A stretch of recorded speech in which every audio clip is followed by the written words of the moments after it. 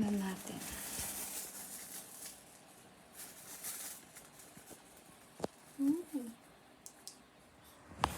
Napaka-fluffy. Lambot ng bread. Tapos, maraming palaman. Yan! Umalsa na. Ready to bake na. Yan. Preheated ng ating oven. See you later. Ayan, tapos na. Ayan, luto na.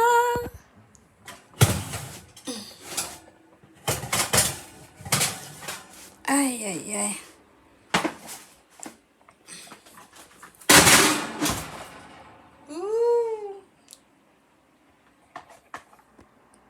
Ooh.